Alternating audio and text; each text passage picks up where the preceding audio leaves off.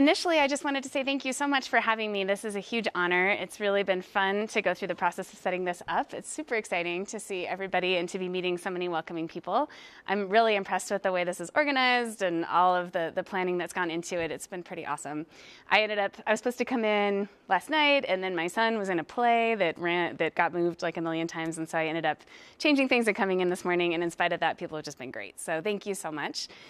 Ironically, so here I am at USU, and it turns out I already collaborate with several people, and it's really fun to check in with everybody.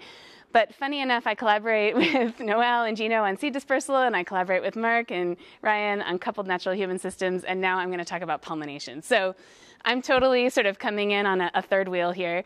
But I wanted to mention that because I do consider myself very generalist, and I do a lot of things. And so I thought if I just put that out there, if there's people in the room who are interested in those topics, and we get into those kinds of conversations, that's fun too. So just so you know, generally, I think of myself as a conservation biologist, and there's a lot of questions that tend to arise and catch my interest that are connected to conservation.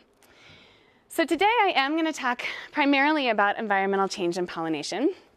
And I sort of whimsically titled this Friends Forever, with this idea that, okay, this is a particular type of interaction that we think of as being very tightly linked and very important in ecological communities. And a lot of my work is looking at how these interactions often are much more tenuous than we think. And they change, and they form, and they dissolve, and what this means for the community as a whole. At the same time, of course, pollination is not the only type of interaction that responds to environmental change in this way. And so one thing that Sophia mentioned today was that this is a little bit of a chance to kind of get on a soapbox. So I said, okay, well, here's my soapbox slide. Basically, this concept that maybe we need to think of non-native species in ecological communities as a very complex story that isn't always black and white.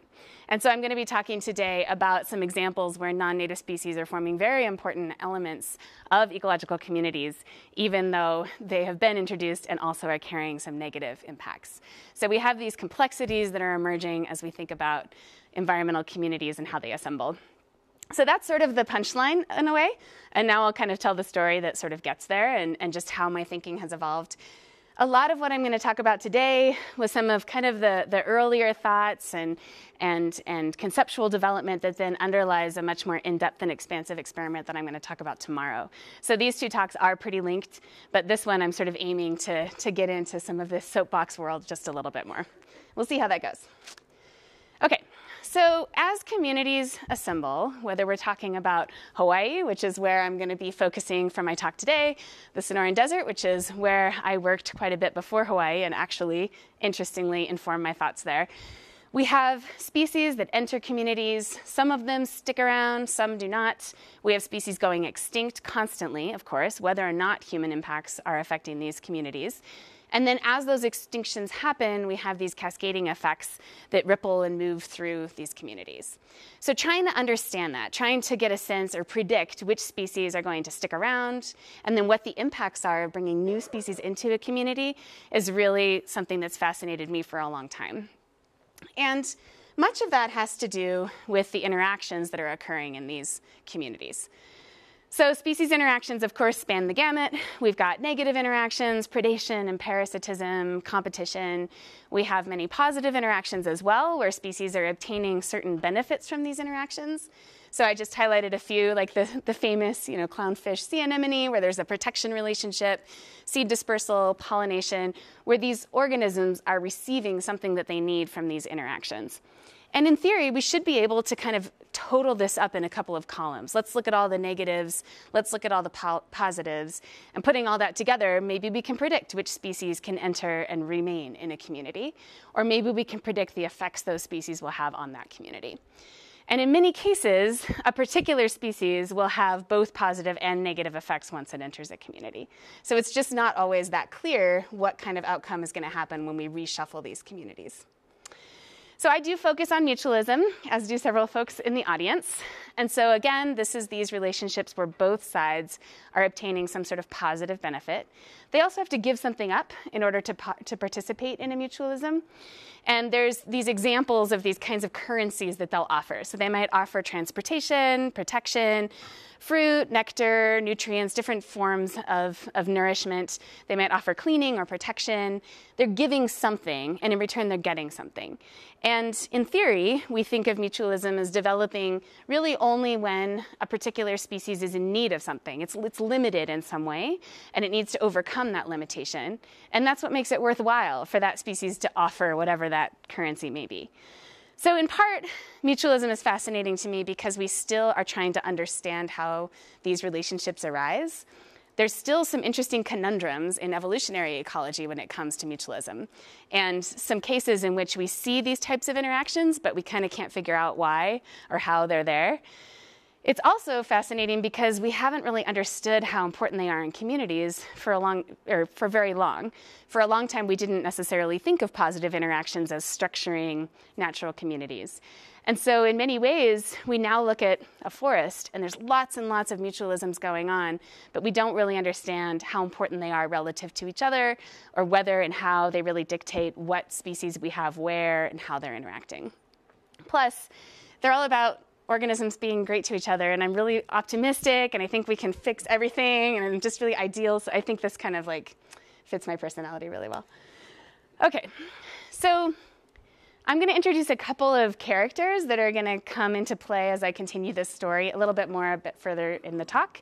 But I thought I'd introduce them now to drive home some points about mutualism and how very elaborate these can be and how co-evolved they can actually be.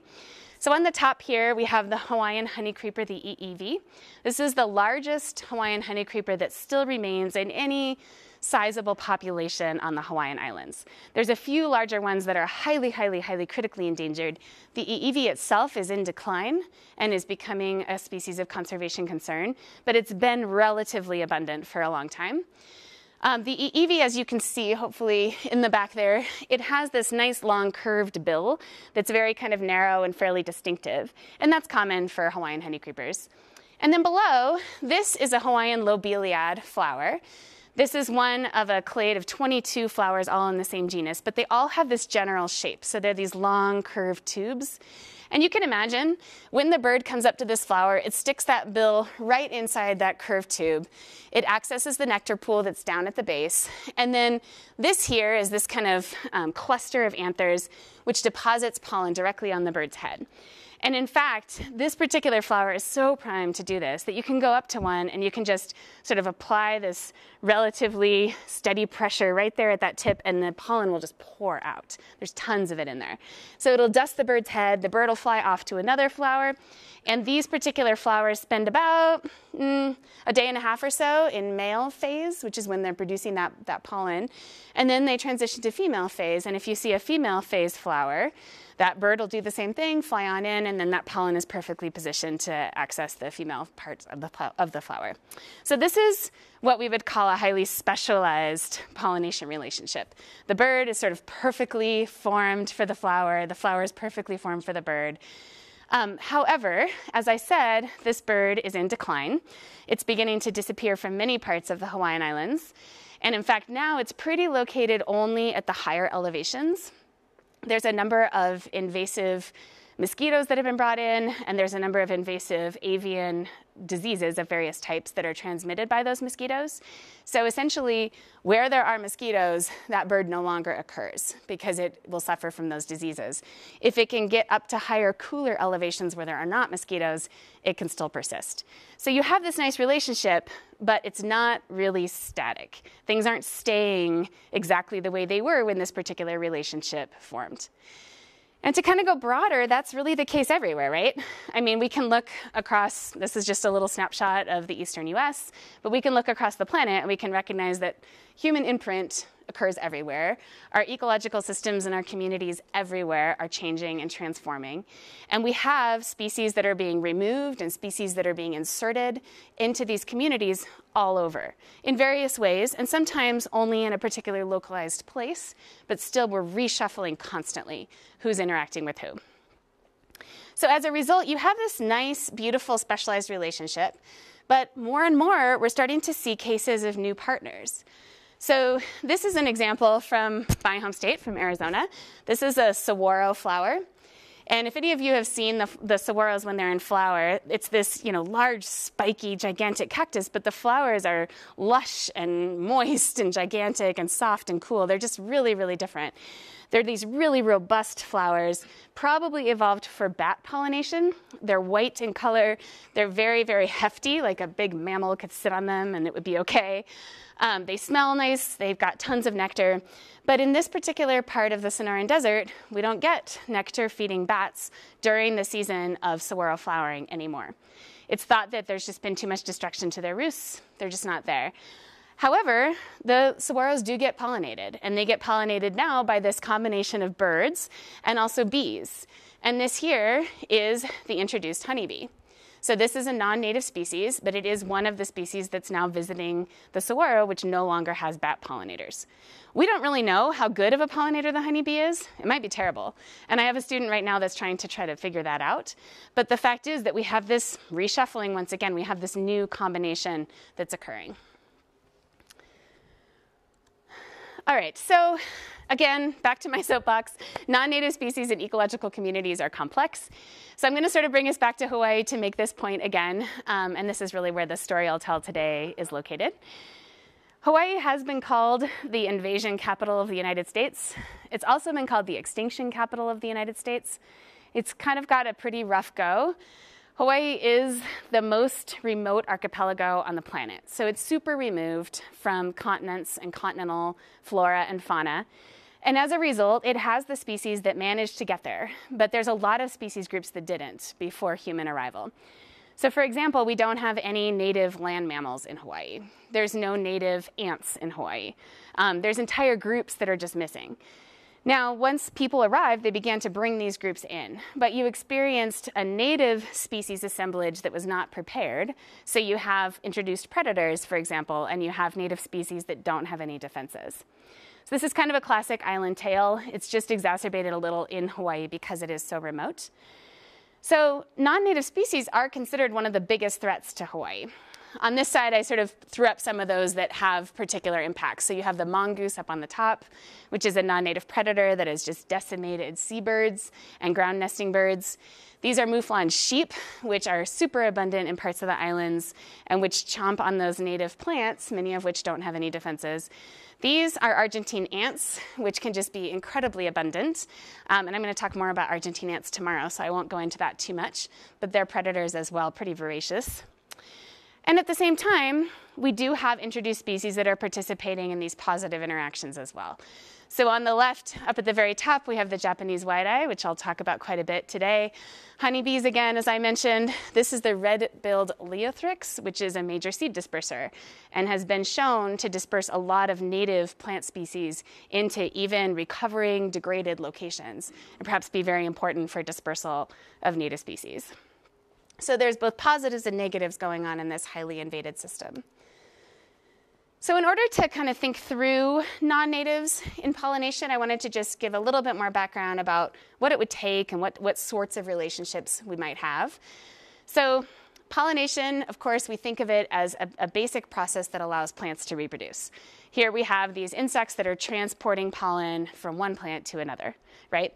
And of course, not all plants rely on pollinators, and that is important. We need to recognize that pollinators aren't needed by every plant. Many plants just send all their pollen out into the wind. But there's some risk to that. You basically are taking all your genetic material and just throwing it out there.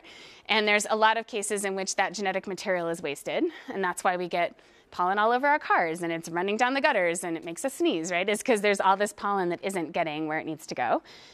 And then there's certain plants for which this surely doesn't work, especially if you're very rare. Sure, you can throw your pollen in the wind, but any other organism in your same species is also likely rare, and the chances of that pollen getting to that individual is very low. What if you're really low to the ground, or you're in dense canopy? Again, these things kind of don't work. And so in many cases, these organisms will enlist their allies, and this is kind of how the mutualism comes in. So you bring in some sort of a reward that you can offer to a pollinator for coming, taking your pollen, moving it along. And this should allow that pollen to reach its destination more reliably. As a mutualism, of course, there has to be a benefit on both sides. So these pollinators also are going to obtain something. They're usually going to obtain nectar, pollen, but there's some reason that they are participating in this interaction. Just a couple of kind of basics to keep in mind as we think about non-native species, species entering into these systems that don't have any evolutionary background. One is that most of these relationships are extremely generalized anyway. So when I say specialized versus generalized, a specialized relationship would be one where you can only get this service from one partner or maybe one type of partner. So we have here a hummingbird and a hummingbird flower. So hummingbirds, we know, go to certain types of flowers. The flowers are tubular and they're a color that attracts the birds. They have a certain chemistry of nectar. And also these particular flowers, by their shape, really require that bill. They require some sort of an interaction of the right type. So there may be a few hummingbirds that can pollinate this flower, a few flowers that the hummingbird can go to, but they're not just super generalists going to everything. In most cases, though, we have species that are interacting with a wide range of potential partners. So you probably have not done this the way I have, but if you go find like a daisy and sit and watch it for 12 hours, you'll see a lot of things come in, right? Or a globe mallow. I mean, these are some of these examples where you've got a flower that's very open, it's very available, it's got lots of pollen that is available to lots of potential harvesters, it's also got lots of nectar that's available. So most of these relationships are pretty generalized, meaning that these species are kind of primed for new partners. Additionally, we can think about the difference between obligate relationships and facultative relationships. And with facultative relationships, we think these particular species don't absolutely have to participate in this relationship. It's good for them. It's nice to be able to outcross your pollen. But if you don't have a pollinator, you might be able to reproduce through self-fertilization. You might be able to produce seeds anyway for quite a while. And we actually think that's often how new species are introduced into a community, is that they have these facultative types of relationships where you don't have to be introduced along with others in your species. You can just kind of self until a few others come, and then maybe you start to be able to outcross. And eventually, you'd want to do that for genetic diversity, but it's something that could probably go on that way for a number of generations. Okay, so mutualism is important. It provides some distinct fitness benefits. It can be done in lots of ways. Unsurprisingly, we think that mutualisms are super widespread. It has been said that every species participates in mutualism to some degree. For most of those relationships, we haven't looked deeply enough to be able to count how many species are involved. But for animal pollination and animal dispersal, which are much better studied, we do know that more than half of all plants participate in these relationships. So these are really critical, and having the ability to obtain these types of relationships must be critical as well, or else it just wouldn't be worth it to evolve the types of traits that are necessary in order to have these relationships. All right, so I am a conservation biologist, as I said, and so I spend a lot of time thinking about what happens when we do have extinction events, or even situations where species just become very rare. And what happens when we lose some of the partners? What does that mean for the rest of the community? And in particular, do we go from extinction to some sort of co-extinction? And this happens. So we've got flightless birds and giant land tortoises that are the sole dispersers for very large seeded plants, for example. Or we've got, again, birds with these crazy kind of adaptations, such as this bill on this black mamo, which was the sole pollinator for some very large tubular flowers. So we do lose these partners. And then trying to kind of predict and understand what that means for other species becomes a conservation question. So in theory, there's kind of three things that might happen if a partner goes extinct. One is that there might not really be much of an impact. Maybe an organism will go extinct and we won't really pick up a whole lot of shift or change in the community. So this is an example of a pollination network. You can make these for interactions among species of different types. It's similar to trophic networks. But in case you haven't seen it kind of delineated this way, on the left we have pollinators and each circle represents a species. On the right we have plants. And then these lines between them show some sort of observed linkage where they've actually seen this pollinator visit this plant. And so in most cases, the pollinators are interacting with lots of plants, the plants with lots of pollinators. If you have a plant like this one that has I don't know, 8 or so partners and you lose one, the others might just be able to compensate. Maybe it doesn't really matter that much. Another possibility is that you'll experience a fitness decline. Like maybe you lose one that was important. So a pollinator that visits at certain times of day or times of year that others do not, or a pollinator that really transports your pollen very efficiently and effectively. So maybe you really will experience a reproductive decline, but sort of not all the way to extinction. Or you could experience co-extinction. That's easiest to imagine if you lose your only partner, and most species don't have just one partner. But even in this network, there's a few. So there's a few here that have only been linked to one plant. There's, I think, just one plant here that's only been linked to one pollinator. And this becomes more common on islands where you just have fewer species there to begin with. So a few years ago, I tried to kind of get a sense of how big a problem this might be. What's the likelihood of partners going extinct? And this was, again, just trying to sort of process, well, is co-extinction a thing? Where is it most likely to be a thing? And then what happens when we start to bring in some non-native species? Are they likely to be able to fill some of these gaps? So this was kind of almost a back-of-the-envelope calculation that I did along with a couple of collaborators over time. We specifically decided to look at vertebrate plant mutualisms. And we did this because we have a much better sense of the conservation status of vertebrates than we do of invertebrates. However, the large majority of pollinators are invertebrate. So this right away got us to this like tiny minority of all pollinators. But the large majority of dispersers are vertebrates. Most of the time, you need a larger bodied organism to take a seed and be able to transport it and deposit it in a way where it can grow. So we kind of got a good handle on the dispersers. Pollinators, we sort of got like a glimpse. And what we did was we used the IUCN Red List categories that are formed by expert opinion all over the world assessing the conservation status of species. And they've got hundreds of thousands of species now that they've examined. And they give every species a particular conservation threat rating based on all the known information that they can find for it. So to take these lists to the IUCN, we had to first make these databases of known dispersers and known pollinators. And so essentially spent many months going through literature, going through books, trying to get a sense of how many vertebrates we had seen whose diet seemed to include fruit or seeds in order to make this database of dispersers. And we came up with 6782 species that are likely dispersers, including mammals, birds, reptiles, and fish. And then we did the same for pollinators. And it was fewer. It was 1,162. And all of those are mammals, birds, or reptiles.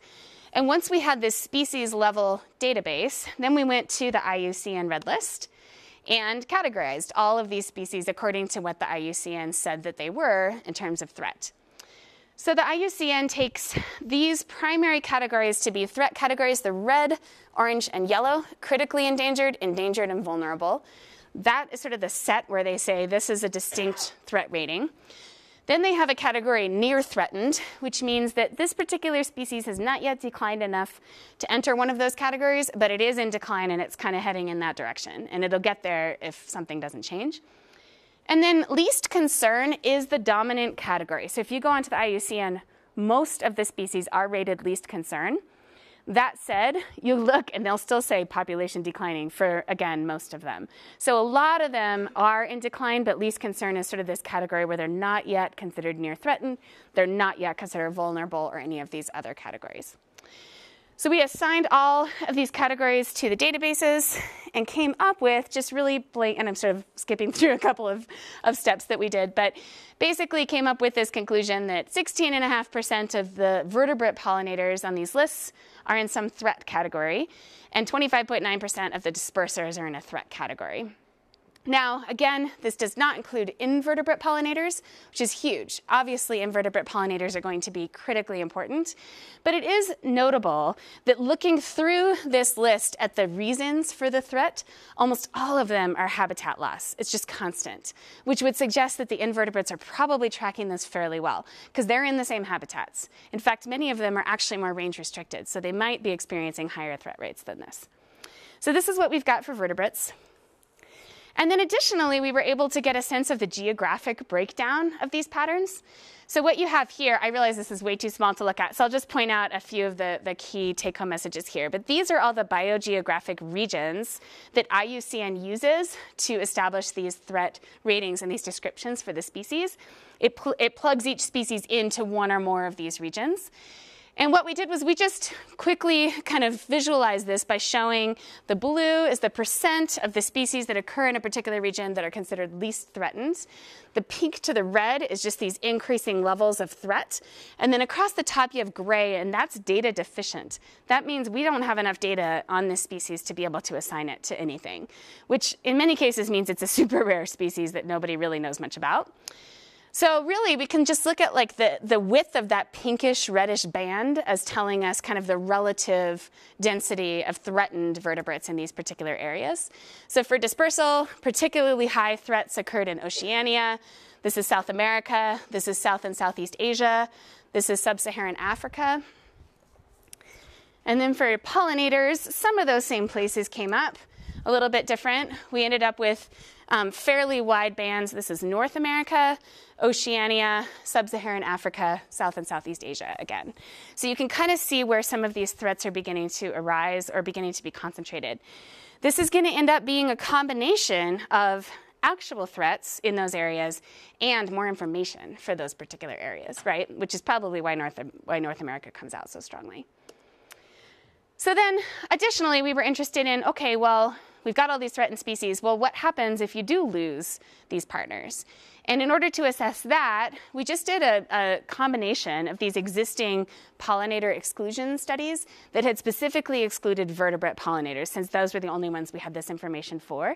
And we just looked to see, well, how much did the loss of vertebrate pollinators drop the seed set for these plants in these cases?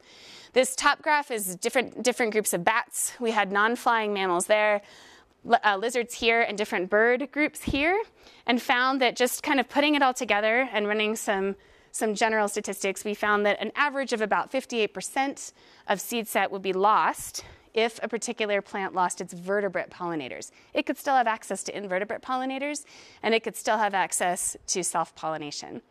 So there's a fairly significant cost there. Additionally, there's some published meta-analyses that exist already of the impacts of losses of dispersers. And kind of putting some of those together, they seem to center around this about 40% decline in reproductive success if you don't have dispersers. So we're looking at a fairly significant impact on plant reproduction if indeed you were to lose your pollinators or you were to lose your dispersers. So all of that was sort of preparatory to this question of, well, here we are, we're in Hawaii, there's non-native species everywhere. There's non-native species that we can see dispersing seeds, that we can see visiting flowers. What about non-native species as potential new partners? Could they actually perhaps prevent some mutualism disruption? Could they actually perhaps contribute to the conservation of native species? But what about all the risks that they pose, right? And I had gone through that kind of slide where I showed you the mongoose and the mouflon sheep. There's a lot of risks that non-natives in Hawaii do pose. And they're definitely a huge, huge problem there.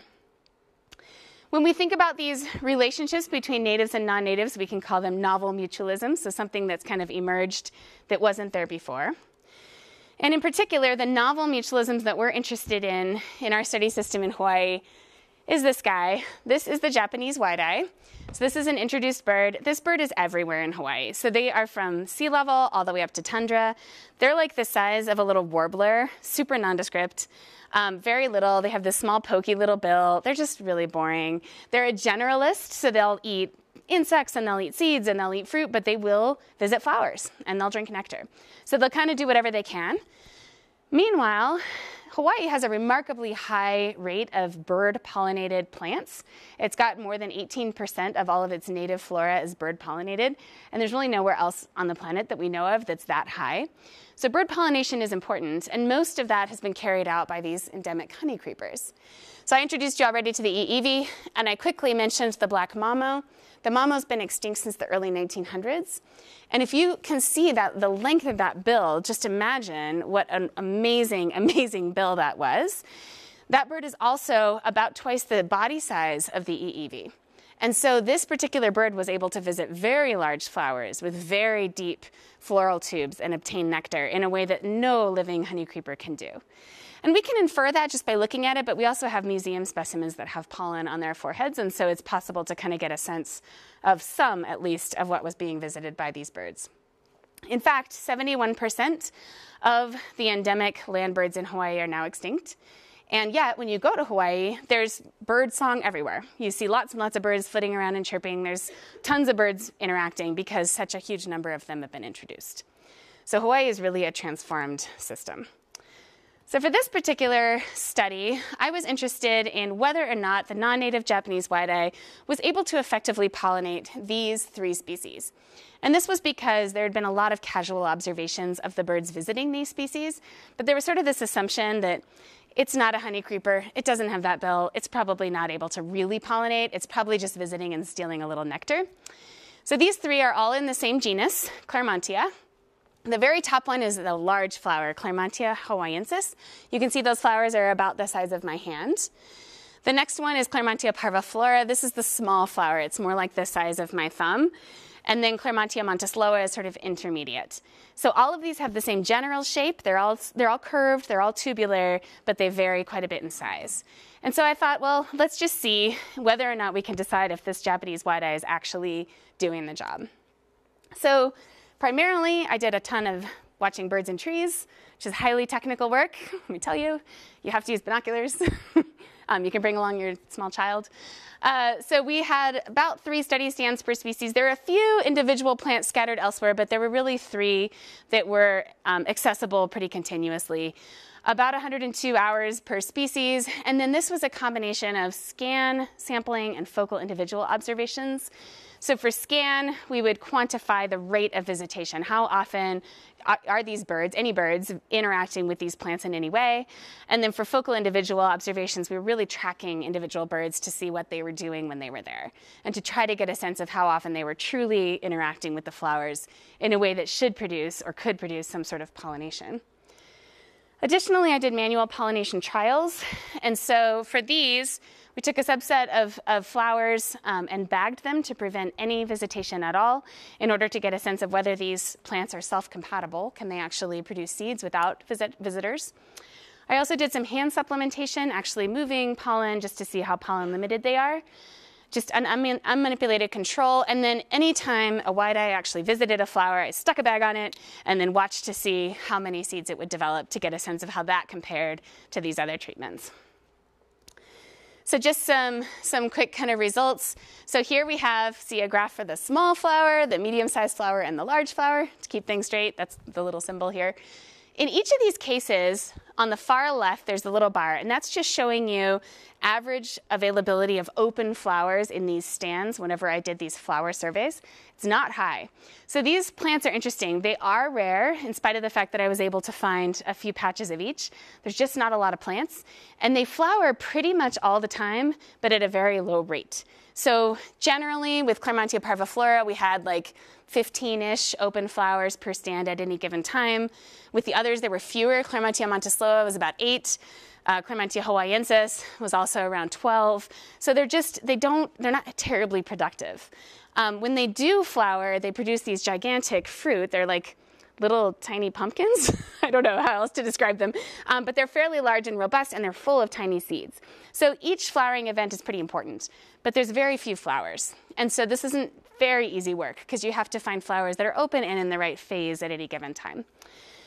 So that left-hand column then shows the average open flower availability. And then there's kind of a line to divide. And then on the right, we've got just a representation of the average rate of visitation. So how many flowers are visited per hour by each of the potential bird species. And you'll find there was very, very low diversity of visitors. The first column here for Claremontia parviflora, for the small flower, is the wide-eye. So this is that introduced bird. You can see that it was clearly the dominant visitor. So it visited 60-ish flowers per hour, so meaning it was constantly coming back to the same flowers, right? Because there's not that many there to begin with. It was pretty reliable.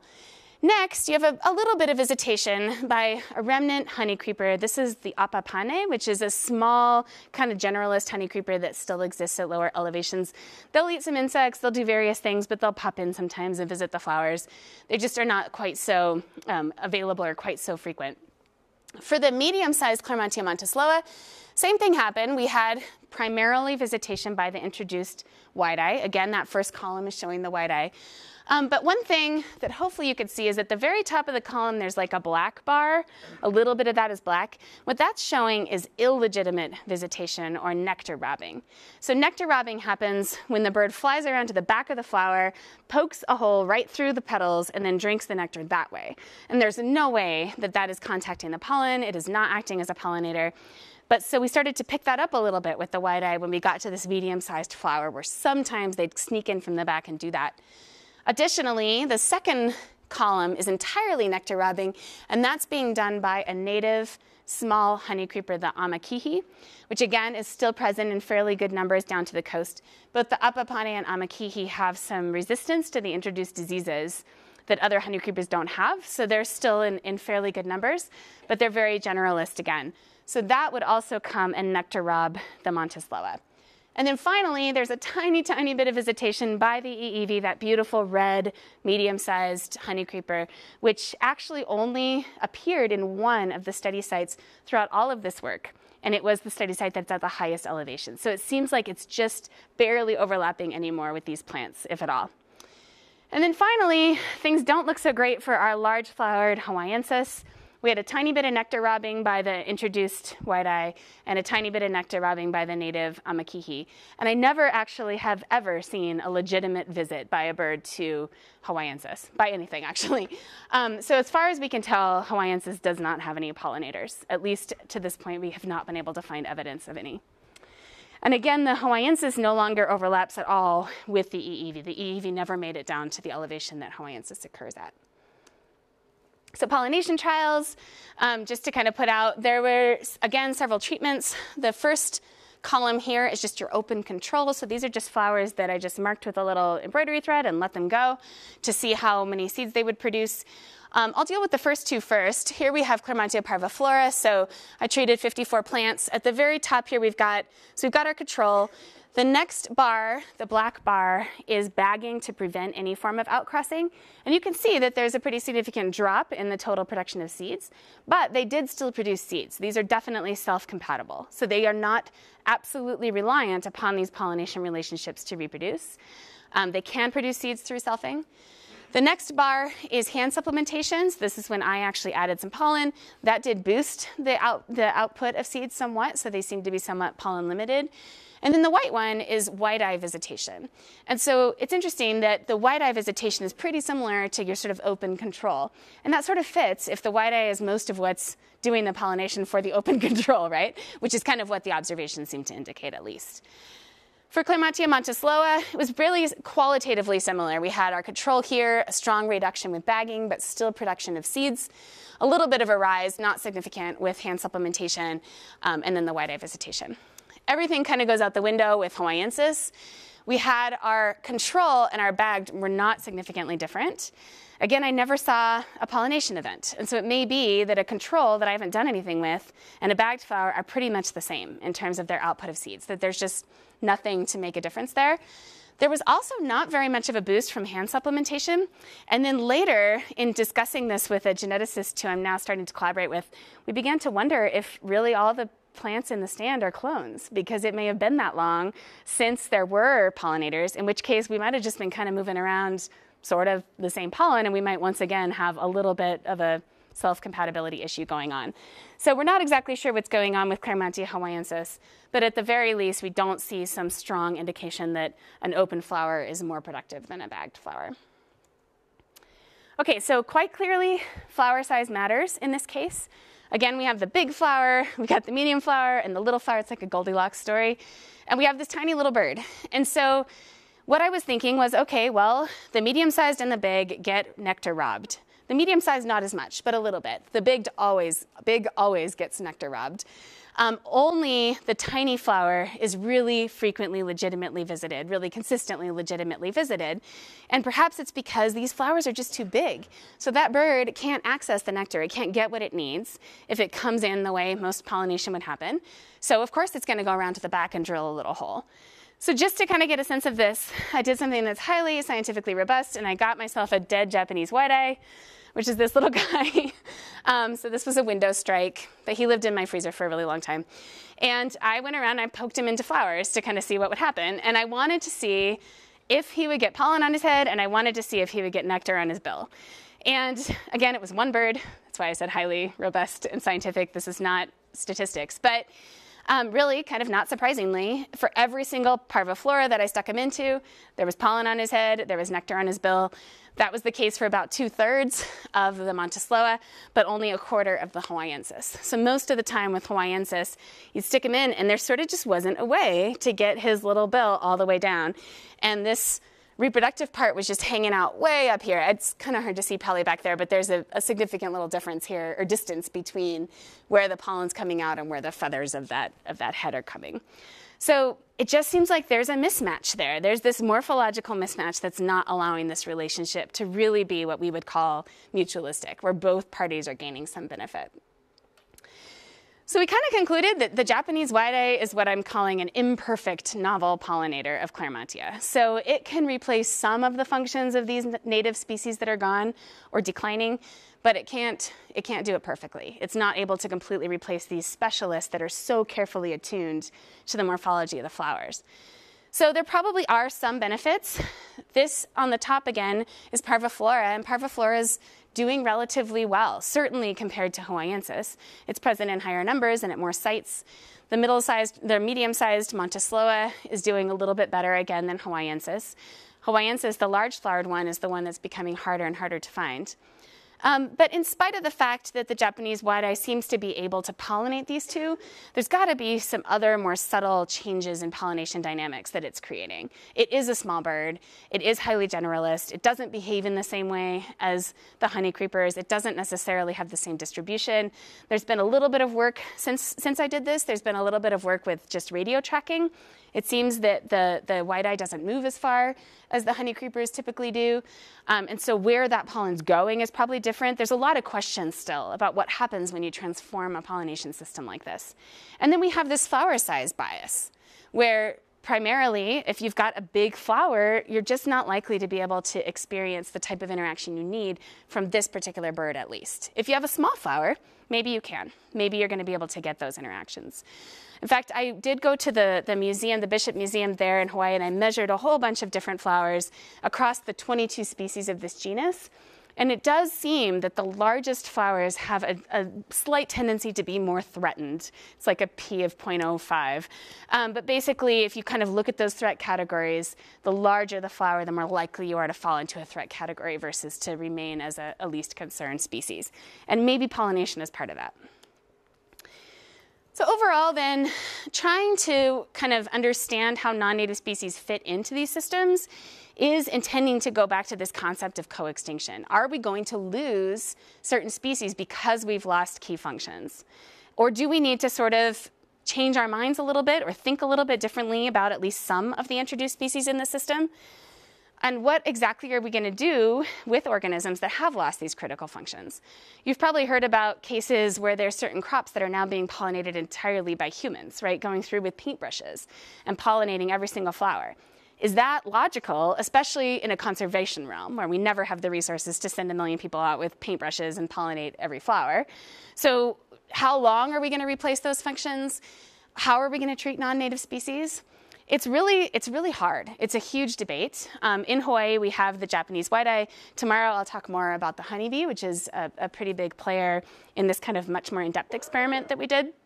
And in both cases, there's obvious indications that they're competing with native species. In some cases, there's indications that perhaps the honeybee in particular is now experiencing some of the invasion of disease and mites and other problems that it's got on the mainland. And so it's really unclear how much those populations should be supported.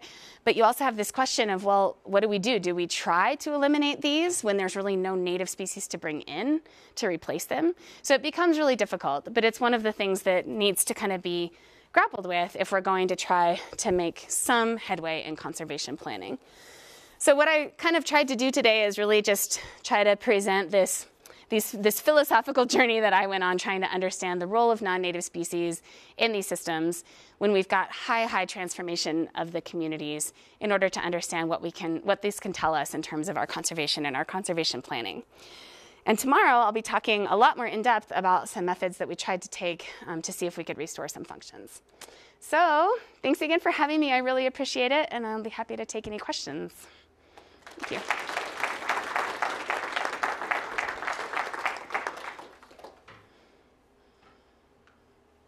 Yeah.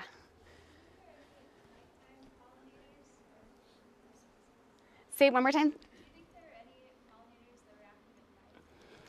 For these species, that's a good question. So asking about nighttime pollination. So in the case of these particular species, the flowers actually close at night. And so that's kind of an indication that they're probably not adapted for nighttime pollination. But I'll tell you an interesting story. Hold on. Well, yeah, it's worth it. I'm going to go all the way back to the beginning. Quick. Don't get seasick. Hold on. There's a fascinating thing going on with the saguaro, which is why I'm going all the way back here. So I'm going to sort of summarize some literature I haven't read in a while, so I hopefully don't say anything totally wrong. But what seems to be happening with the saguaro is that, of course, would be adapted for nighttime pollination. It's white. As I was saying, it's probably bat pollinated.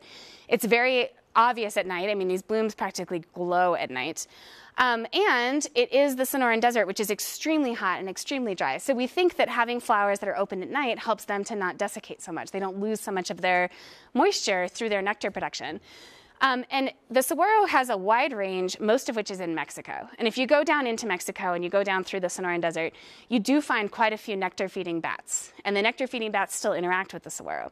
But in the northern part of its range in Arizona, those bats aren't there anymore. And there seems to now be evidence that these flowers are starting to stay open longer and longer into the day because they're having to take advantage of birds and bees, which are daytime pollinators. And that, of course, then carries some potential consequences for moisture balance, because if indeed it's better for them to be closed during the day so that they protect their nectar, but now they have to be open in the day to get pollinators, it kind of is mind-boggling, like, oh, what's that going to mean? So we do have some work going on right now trying to put these, like, I don't even know the words. I'm working with this physiologist who has all these tools I've never heard of, but these like moisture, I don't know, measure thingies on the flowers themselves to try to measure like evaporation at different times of day and try to understand what's happening. But anyway, it's the point being that a lot of times you do have flowers that seem to be pretty attuned to one thing, but they may be more flexible than we think. So, other questions?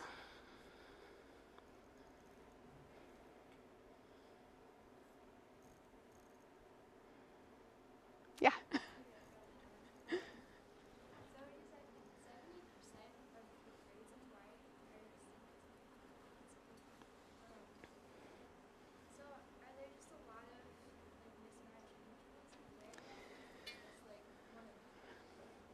Mm-hmm.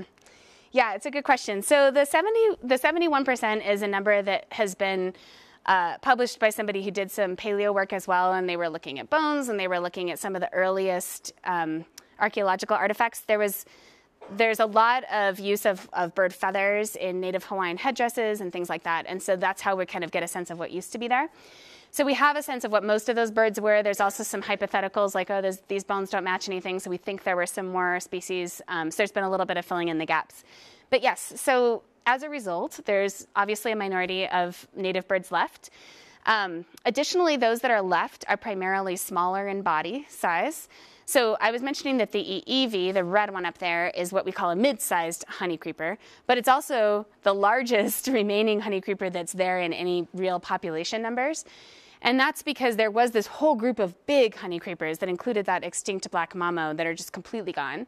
So then you kind of get to the mid-sized, and you've got the EEV and a few highly, highly endangered examples. And then you have these little ones like the apapane and amakihi. So it's a very decimated fauna. There's about 18% of the plants that are bird pollinated, and it's thought that most of them were pollinated by the honeycreepers. So those are the ones that we think are the most in danger. There's, I was talking about the genus Claremontia. There's a couple of sister genera that are also lobeliads that have different growth forms, but that also have similar some similarities in the shapes of their flowers. So they're curved like this. They're flowers that are tubular, and those all seem to be bird pollinated. There are also some flowers that are a little bit more open and seem to maybe be able to take advantage of both birds and insects. And our insect fauna in Hawaii, of course, again, we know much less about, but there are native bees. Some of them are now endangered. Certainly some have been lost that we don't know about. But there's still an adaptive radiation of native bees that do visit some of these flowers. So we've got some flowers that are able to be a little bit more generalist. But what's happening now in the case of a lot of these, especially the most endangered in the lobeliads, is that they're starting to grow them out in greenhouses and plant them at higher and higher elevations to try to overlap them with the EEV. So basically trying to capture that ecosystem function, even though they're putting these native plants in a place where we don't think the native plants have ever been before. So they're really pushing those ranges higher and higher, which is its own interesting decision, right? An interesting element of conservation planning. The one good thing is that all of these plants are self-compatible, and most island plants seem to be. Again, because we don't think they probably could have made it when they first arrived if they weren't. So a lot of these have probably been persisting through self-fertilization for a long time. And they're even able to do stuff. There's this incredible rare plants greenhouse in Hawaii where they've been bringing species practically back from the dead. And there's this one person there who found some seeds on an older barium card and was able to germinate a couple of them, and then was able to cross those and self them, and then has now outplanted 500 babies up in this high elevation reserve. So there's some pretty extreme efforts going on to try to save these things. But yeah, the rates of threat is enormous. Yeah, Mark. So thinking about that, I'm thinking about nectar rub. So if I'm a plant, I don't want to, I've got to make it more advantageous for a pollinator to go the direction I want them to go rather than nectar rub. Is there any evidence that these flowers are beginning to evolve to be able to, he started to go down that road, but to accept pollinators, in order to basically avoid the whole nectar robbing? Yeah, it's a great question. So it seems like that would be the case. So you could imagine that if these flowers would shrink a little, or if they would get a little bit more open, then something that's currently there could pollinate them. I've not seen any evidence of that change on the flower side. There is this tantalizing piece of evidence of that change on the bird side. And so there's one study that was done, and there's a lot of people who say, oh, the sample size was too small, we got to do more work, so who knows what's going to happen with it. But they were specifically looking at the EEV, and they were looking at museum specimens and modern day specimens. And again, the EEV has this nice curved bill, and it seems to fit these lobeliad flowers, but the lobeliads are very rare, and they're rare all across the islands. And we don't know if they've always been rare, or if that's because of all these disrupted interactions that they've become very rare. So the EEV now, probably the most common plant that it interacts with is the ohia. So any of you who have been to Hawaii, the ohia has this like bottle brush flower. It's the most common plant on the islands.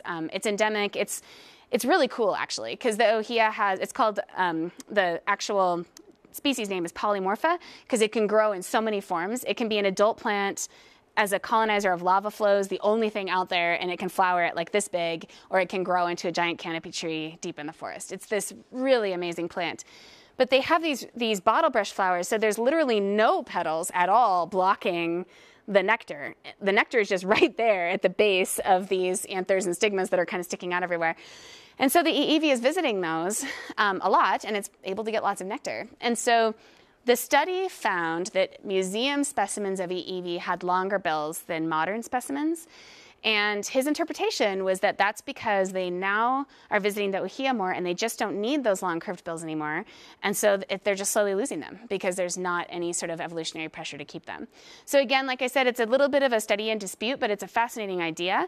And I think trying to use things like museum specimens more and more is really important. And trying to do that on the plant side too would be really good. It's a great idea. Yeah.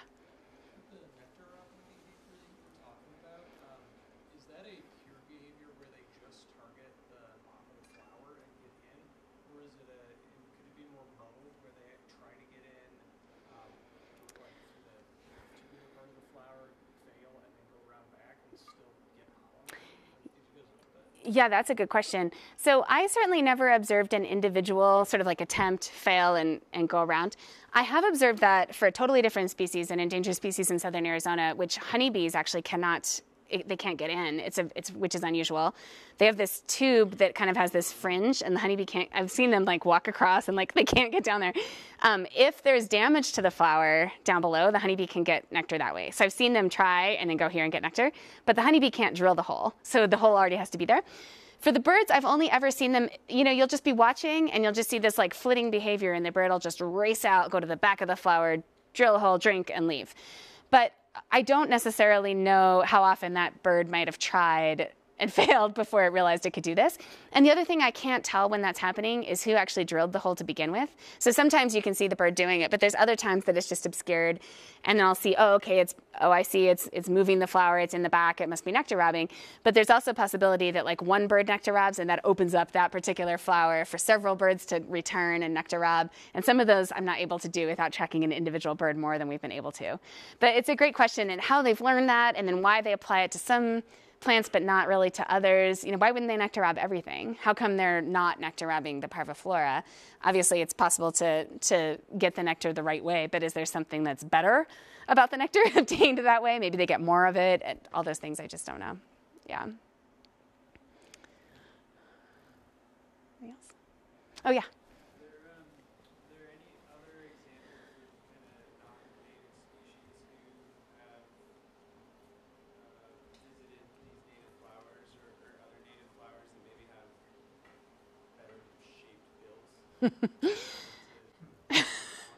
Yeah.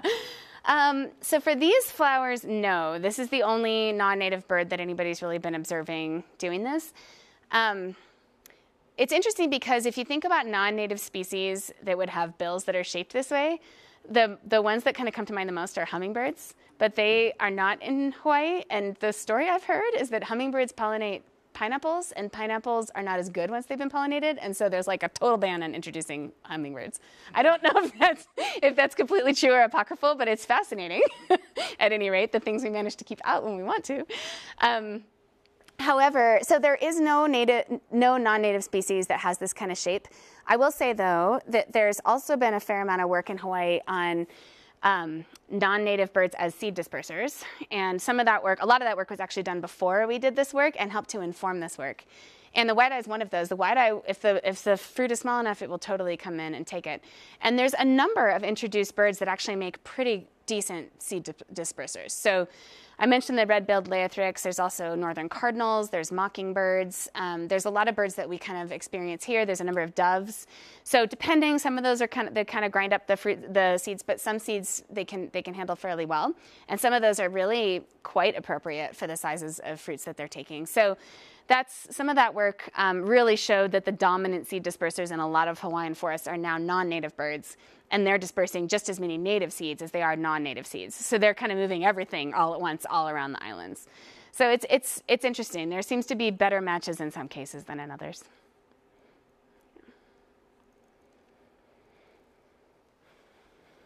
Well, thank you, Claire. Yeah. Thank you all very much.